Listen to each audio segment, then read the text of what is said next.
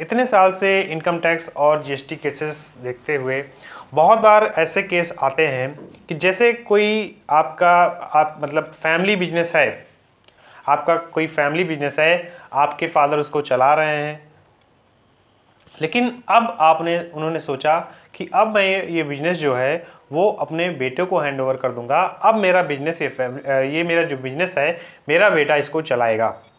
तो इसमें जो बिजनेस या व्यापारी हम लोग के पास आते हैं तो उनका प्रश्न ये रहता है कि सर, अभी तक जो जीएसटी रजिस्ट्रेशन चल रहा था वो मेरे पैन पे चल रहा था, क्योंकि जो जीएसटी रजिस्ट्रेशन होता है वो पैन बेसिस होता है।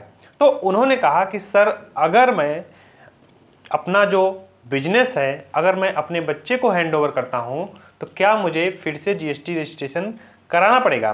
तो अगर आप बिजनेस अपने बच्चे को ट्रांसफ़र कर रहे हैं तो आपको फिर से रजिस्ट्रेशन कराना पड़ेगा, क्योंकि अभी तक आपका पैन चल रहा था, आपके पैन से रजिस्ट्रेशन हुआ था, लेकिन अब आपका बेटा बिजनेस चलाएगा तो रजिस्ट्रेशन आपको अपने बेटे के नाम से कराना पड़ेगा, क्योंकि जो जीएसटी रजिस्ट्रेशन होता है वो पैन बेस्ड रजिस्ट्रेशन होता है। इसलिए जब कभी भी आप अपनी दुकान बेच रहे हैं या फिर आप अपने फैमिली बिजनेस को अपने बेटा या बेटी को हैंड ओवर कर रहे हैं, तब फिर से आपको जीएसटी रजिस्ट्रेशन कराना पड़ेगा।